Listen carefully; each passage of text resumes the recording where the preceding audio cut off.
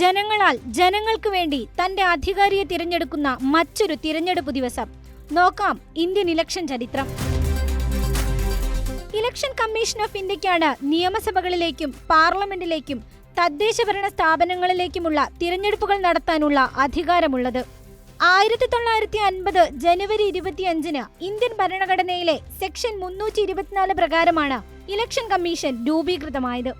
തിരഞ്ഞെടുപ്പുകളുടെ മേൽനോട്ടം, നിർദ്ദേശം, നിയന്ത്രണം എന്നിവയുടെ അധികാരം തിരഞ്ഞെടുപ്പ് കമ്മീഷനിൽ നിക്ഷിപ്തമാണ്. ഇലക്ഷൻ കമ്മീഷൻ സുകുമാർ സെന്നിന്റെ നേതൃത്വത്തിലായിരുന്നു ഇന്ത്യയിലെ ആദ്യത്തെ തിരഞ്ഞെടുപ്പ്. 1952 ഇന്ത്യയിൽ ആദ്യത്തെ തിരഞ്ഞെടുപ്പ് നടക്കുന്നത്. അവിടെ തുടങ്ങുന്നു ഇന്ത്യൻ ഇലക്ഷൻ ചരിത്രം.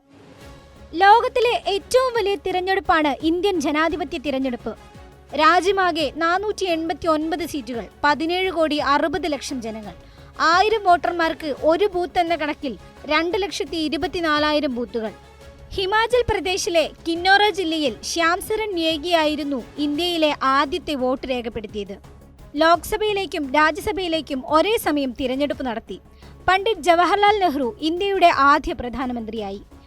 5 വർഷത്തിലൊരിക്കലാണ് ലോക്സഭാ തിരഞ്ഞെടുപ്പ് നടക്കുന്നത്. ഇന്ത്യൻ ഭരണഘടന 362 വകുപ്പ് പ്രകാരം 21 വയസ്സ് പൂർത്തിയായ ആർക്കും അന്ന് വോട്ട് ചെയ്യാമായിരുന്നു. എന്നാൽ 1981 61 ഭരണഘടനാ ഭേദഗതി പ്രകാരം സാർവത്രിക പ്രായപൂർത്തി വോട്ടവകാശം 18 വയസ്സിലേക്ക് മാറ്റി. ഇന്ന് 18 വയസ്സിന് മുകളിലുള്ള എല്ലാ പൗരന്മാർക്കും അവരുടെ പ്രതിനിധികളെ തിരഞ്ഞെടുക്കുന്നതിനും വോട്ട് ചെയ്യാനുമുള്ള അവകാശം ഇന്ത്യൻ ഭരണഘടന അനുവദിക്കുന്നുണ്ട്. ബാലറ്റ് പേപ്പറിൽ വോട്ട് രേഖപ്പെടുത്തി ചിഹ്നം പതിപ്പിച്ച പെട്ടിയിലിടുന്ന രീതിയായിരുന്നു ഉണ്ടായിരുന്നത്. കാലക്രമേണ അത് ഇന്നത്തെ ഇലക്ട്രോണിക് വോട്ടിംഗ് മെഷീനിലേക്കും VVPAT-ലേക്കും മാറി. 1982 കേരളത്തിൽ പരീക്ഷണാടിസ്ഥാനത്തിൽ ഇലക്ട്രോണിക് വോട്ടിംഗ് മെഷീൻ വന്നത്. അന്നു മുതൽ ഇന്ന് വരെ തിരഞ്ഞെടുപ്പ് ചരിത്രത്തിന്റെ സുപ്രധാന ഭാഗമാണ് EVM. തുടർന്ന് നാഗാലാൻഡിലെ നോക്സണിൽ VVPAT-ഉം വന്നു. ഇതിലൂടെ തന്റെ വോട്ട് യഥാർത്ഥ സ്ഥാനാർത്ഥിക്ക് തന്നെയാണ് രേഖപ്പെടുത്തിയതെന്ന് വോട്ടർമാർക്ക് മനസ്സിലാക്കാനും കഴിഞ്ഞു. ഇത് തിരഞ്ഞെടുപ്പ് പ്രക്രിയയുടെ സുതാര്യതയെയും വിശ്വാസ്യതയെയും വർദ്ധിപ്പിച്ചു. രാജ്യത്തെ 18ാമത് ലോക്സഭാ തിരഞ്ഞെടുപ്പാണ് 2024 നടക്കുന്നത്. നിലവിൽ 543 സീറ്റുകളും 97 കോടി വോട്ടർമാരുമാണുള്ളത്. ഏപ്രിൽ 19 ജൂൺ 1 ഇടയിൽ 7 ഘട്ടങ്ങളിലായാണ് വോട്ടെടുപ്പ് നടക്കുന്നത്. ജൂൺ 4 വോട്ടെണ്ണലും ഫലപ്രഖ്യാപനവും നടക്കും. ജൂൺ 6 മുൻപ് തിരഞ്ഞെടുപ്പ് നടപടികൾ പൂർത്തിയാവുകയും ചെയ്യും. 85 വയസ്സിന് മുകളിലുള്ള വോട്ടർമാർക്കും വികലാംഗർക്കും വീട്ടിലിരുന്ന് വോട്ട് ചെയ്യാനുള്ള സൗകര്യവും ഇത്തവണ നൽകിയിരുന്നു.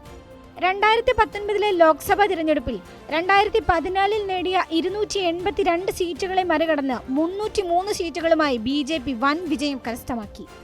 BJPയുടെ നേതൃത്വത്തിലുള്ള NDA നേടിയ സംയോജിത സീറ്റുകൾ 2019 353 ആയിരുന്നു.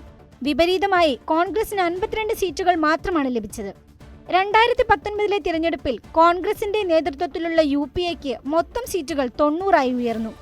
സമാജ്വാദി പാർട്ടി, ബഹുജൻ സമാജ് പാർട്ടി, രാഷ്ട്രീയ ലോക്ദൾ എന്നിവയ്ക്കിടയിലുള്ള മഹാഗത്ബന്ധൻ മറ്റ് സഖ്യങ്ങളും ചേർന്ന് 2019 99 സീറ്റുകൾ നേടി. UPAയുടെ 2019 പ്രകടനം 2014 പ്രകടനത്തെക്കാൾ മികച്ചതായിരുന്നുവെങ്കിലും ലോക്സഭാ തിരഞ്ഞെടുപ്പിൽ വെറും 60 സീറ്റുകൾ നേടിയപ്പോൾ മെച്ചം കാര്യമായിരുന്നില്ല. 2019 തുടർച്ചയായ 2ാം തവണയും BJP അധികാരം നിലനിർത്തി. പണ്ഡിറ്റ് ജവഹർലാൽ നെഹ്റു പറഞ്ഞതുപോലെ, നിങ്ങൾ ആർക്ക് വോട്ട് ചെയ്യുന്നു എന്നതിലല്ല, വോട്ട് ചെയ്യുക എന്നതിലാണ് പ്രധാനം. ഓരോ വോട്ടും വിലപ്പെട്ടതാണ്.